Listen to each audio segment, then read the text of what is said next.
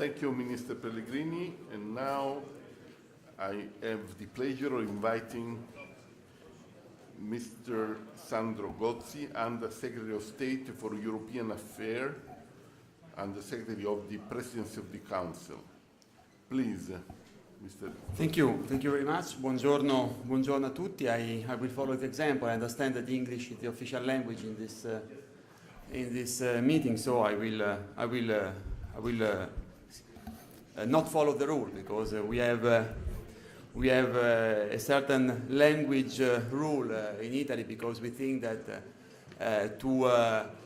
even in the digital world we have to keep language diversity within the Union. And this, by the way, I take the advantage also of having a representative of the European Commission here. We will be more demanding with the European Commission with the respect of language diversity, which is not always the case in EU. And even if I do believe that you cannot be, it is impossible today to be a fully aware citizen as a fully aware professional if you don't speak at least one foreign language, and if you don't have digital skill, especially if you are under 25. Notwithstanding this, I would say that one of the strengths of the Union is diversity, also digital diversity, not digital gap. And language diversity is one of the key issues. But I mean, I will make an exception, and I will continue in English to say that certainly this is an excellent initiative, an excellent conference you are doing, and it is fully consistent with one of the key priorities of the government led by President Renzi, and one of the key priorities of the rotating presidency, of the rotating Italian presidency of the Council of the European Union. We started our presidency with a major event in Venice, Digital Venice, where they were convened all the CEO of the major digital companies, but also young entrepreneurs or successful young entrepreneurs, which presented their startup and which explained why the digital bet and the digital skills are key and are one of the major factors of growth. Why we wanted to do this, to give several messages. The first message, and so far so good, because we think that we are achieving the objective, was in this beginning of a new political cycle in Europe, because our semester wants to be and is already the beginning of the new political cycle, of a new 5-year legislature. We wanted to indicate that the digital agenda must be one of the major priorities of the European Union. And this is why we started our semester organizing the Digital Venice. We ask to the new Commission to identify the digital agenda as one of the key priorities for the new legislature. And we are very satisfied with the fact that Jean-Claude Juncker not only take on our priority, but organize the Commission around one among our priorities, and first of all organize the structure of the Commission about putting a major emphasis on the digital agenda. I've been working very well with the outgoing Commissioner Neelie Kroes. We did an excellent job together. We have prepared with Neelie the program of the presidency in the digital sector. I will say a few words on this, if you allow me. But we are also very satisfied that one of the areas of coordination of the new Vice Presidents of the Commission, Andrus Ansip, is dedicated to the digital agenda. This digital agenda is dedicated to digital innovation. For a very simple reason, which is very easy to understand, but is much very important to implement. That digital agenda cannot be only a sectoral competence of one minister or one commissioner. There must be a new mainstream policies which cut across the portfolio and the competencies and the tasks and the roles of different ministers and different European commissioners. And this is why we are satisfied also with this decision of the structure of the Commission, which must be followed by consistent policies and by consistent financial means. I will come on this point. But why we are so concerned also with digital skills. After all, it is one of the major issues of your conference. I don't know who is passionate about rock music, but I am, because I'm a failed DJ. What I really wanted to do in my life was being a successful DJ. I failed on that, so I switched to something other human activities. And one of the most famous British bands, which is Radiohead, has sang a very good song, which was Paranoid Androids. Well, we are not concerned with digital agenda because we are paranoid androids. We are not paranoid androids, but we are obsessively concerned with the potential that is enshrined in these skills. In terms of creation of new jobs, in terms of creation of new business, and because we live in a new world, and we live in a world which is constantly changing. There are young people. I thought there would be more young people in this room, but probably all those empty places are people who are not interested in what I'm saying. I understand them very well, but the young people who are here, most of them, do not even know the job they will do in 10 years. And they don't know the job they will do in 10 years because these jobs do not exist yet. And this is the difference we have to do in the education program compared to the past. We have to give the skills to manage the change. We have to give the skills to serve the change, because the digital tide is mounting, is growing. And you can be taken away by the digital tide, or you can surf it. To surf it, you need the digital skills. And this is the main challenge, and Minister Giannini is doing an excellent job, starting with the Buona Scuola, but in general in the school and university training, because we are trying exactly to make this shift. And we have to do it at national level, and this is a competence and responsibility that each member state has, and we have to do it at European level.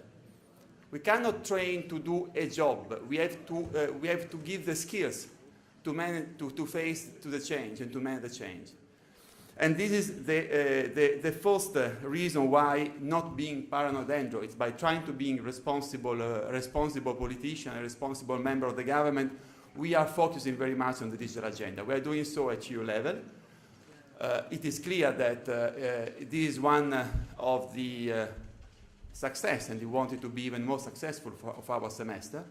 We have achieved a policy success in making the digital agenda one of the priorities on which the Union will devote policies and resources in the next 5 years. We want to achieve also some concrete results in the building up of the digital single market, because it is clear that we want you on one side to get the skills to face the change. We want also to prepare the ground. And the natural ground, the minimum level playing field, in which you as citizens, as workers, as entrepreneurs, you can make full use of your skills.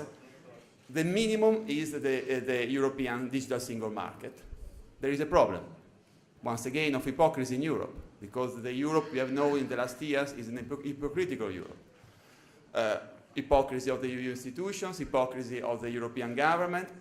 We say that we would have achieved a digital single market by 2015. Well, we are lagging behind.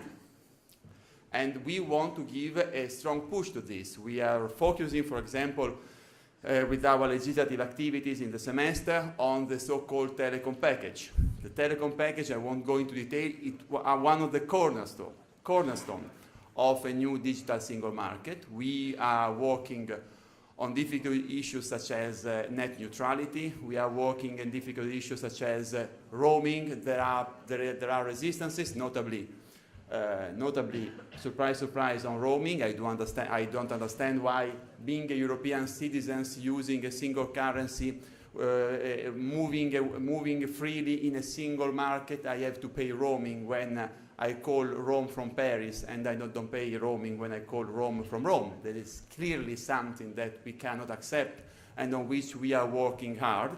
But certainly we need also the basic legislation, and we want to move ahead. We can move ahead by the end of the year also on the telecom package. It is unacceptable, certainly in a country like ours, that we haven't covered yet in this year 20,000 high-tech skilled jobs. In a country which has 42% of youth unemployment, there are still 20,000 high-skilled jobs which needs to be filled in. So this is clear, something on which we have to focus, because we need to give a concrete answer to a dramatic problem such as youth unemployment, and certainly e-skills are one of the answers. There are studies provided by Empirica which show how the number of ICT jobs could potentially raise to 84,000 in 2016, and it could go ahead up to almost 200,000 in 2020. These are certainly are small figures compared to the general problem of unemployment, but are significant figures, and which make worthwhile to work also in terms of job creation towards this direction. I was talking also about the need of putting financial instrument, because it is clear that to reach the goal of having a truly digital education, to have the instrument to better prepare our citizens and our workers to face the new and constantly changing digital world, you need the new legislation, and you need new legislation at least at European level. But you need also the financial instrument, and this is why we are insisting, and we are satisfied with the commitment at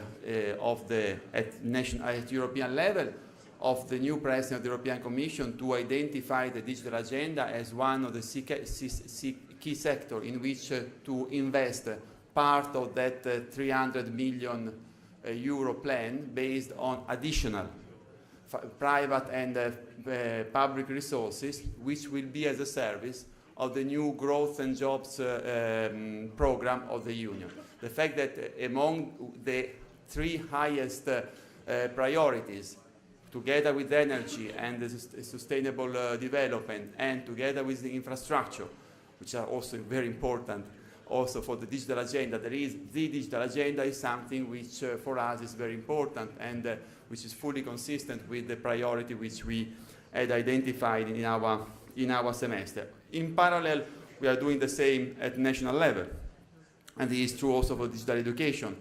A relevant part of the new money, national and European money, which will be used in Italy until 2020, it will be devoted to the digital agenda, to the digital skills, and to the digital infrastructure. Because it is clear that there is a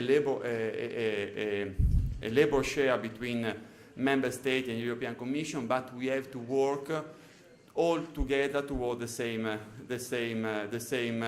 direction. I don't know if we are really living a third industrial revolution. I don't have the competence and the vision of Jeremy Rifkin, so I leave to Jeremy Rifkin to decide whether this is a third industrial revolution or not. I feel that we are living a new cycle, and I do believe that a credible politics and effective policies must try to steer the new political cycle toward the objective that we have chosen, and not to follow. We have to try to steer the change in the direction we want the Union to go, and not to be follower. These are the reasons why we adopted, and I conclude like that, a Venice Declaration, which is a strategic document, which is a policy document, which is a part mainly devoted also to the issue of skills, And it is a document which we want to share because we need the contribution of everybody. We need a public-private partnership. We need a new way of working between universities and government, because it is clear that either we work as a team to turn this third revolution into a success for citizens and firms, or we will fail. This is, and I conclude, this is why I'm very pleased with your invitation. I'm very pleased to meet you, to have met you here today, and I certainly can count on the energy. It doesn't lack energy, President Renzi, and the political commitment of President Renzi and of the Italian government to continue along the path you are working and you are talking about this morning. Thank you very much.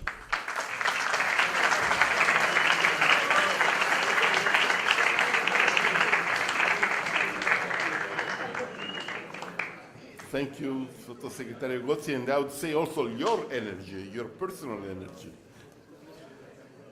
At this point, I invite the last speaker of the session, Michel Catinat, responsible for key enabling technologies and digital economy, DG Enterprise. Michel?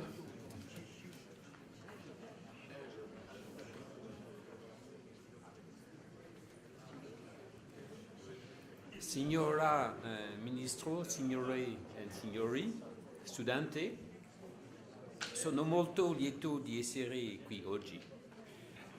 Nel vostro interesse continuerò il mio intervento in inglese.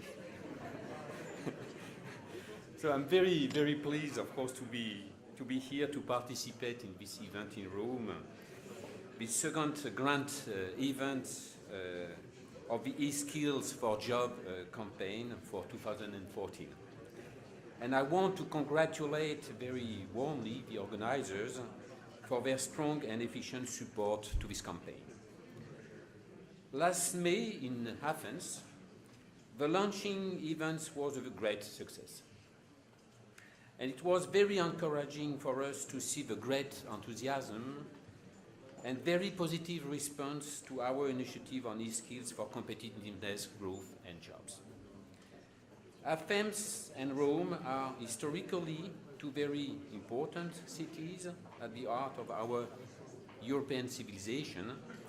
Let us hope that they could also inspire us a strong vision for our digital future. The Digital Venice event, organized last July by the Italian presidency, already tackled the e-skills challenge and revealed that Italy has great ambition in this field. The Buona Scuola initiative is a clear and concrete example of the Italian commitment at the political and governmental level.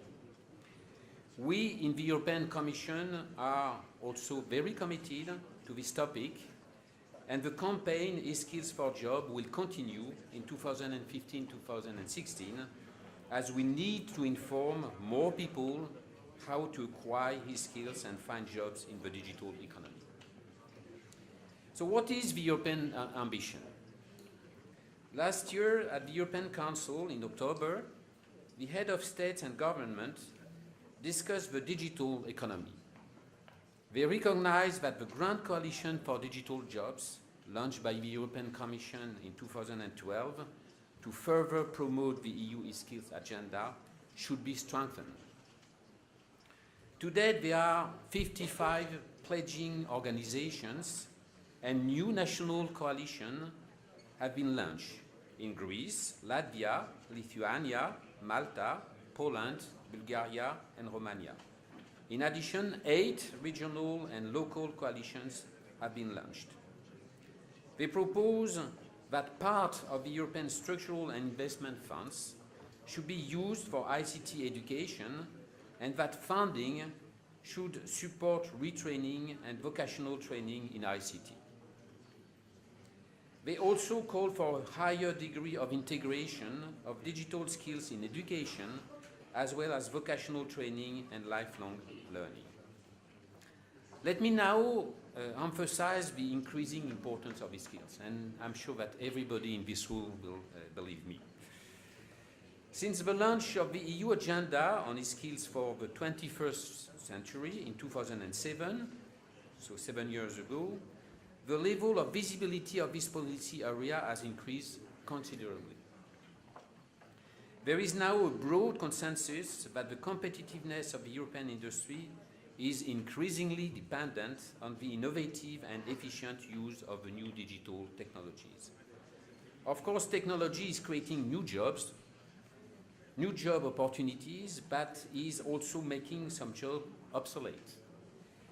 This evidence should not be hidden. Numerous studies are predicting that robots, automation, artificial intelligence, and key enabling technologies will transform the workplace. What they usually fail to address are the considerable opportunities that these new developments will bring, including a European industrial renaissance. Mastering these technologies will mean being at the forefront of managing the shift to a low-carbon, knowledge-based economy. This requires increasing employability, skills, and competencies. High-tech employment grew 20% in the EU 27 between 2000 and 2011, as total employment increased only by 8%. High-tech workers experience more favorable labor market outcomes than workers as a whole, as evidenced by lower unemployment rates and the existence of a wage premium. In total, for the EU, in their most recent report, Empirica and IDC stated that we are currently faced with almost 300,000 ICT jobs vacancies in Europe. By 2015, this may reach up to 500,000 vacancies, and possibly 900,000 by 2020 if nothing is done.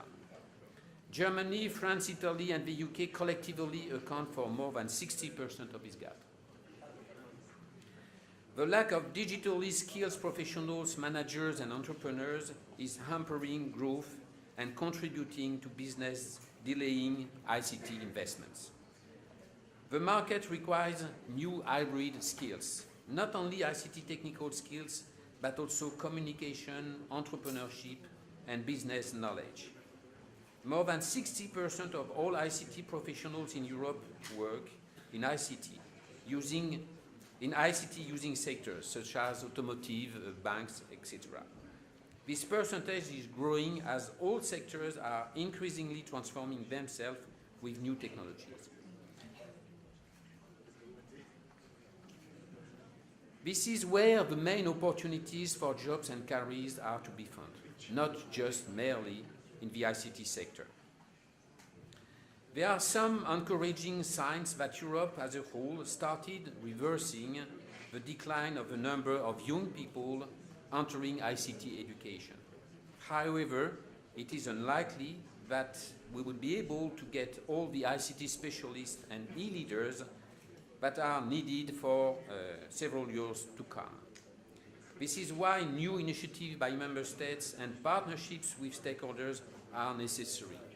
The Grand Coalition for Digital Jobs is contributing to this ambition. But the European ambition is much broader. It is not only to ensure the availability of ICT talents needed for Europe. It is to better size the digital opportunity. Novel technological trends are deeply transforming the existing businesses. New business models and new ways to interact with customers emerge. However, this huge potential is dramatically underexploited in Europe. Only 2% of European businesses take full profit of novel digital opportunities. This is why digital entrepreneurs has become a priority, and more funding will be allocated to this.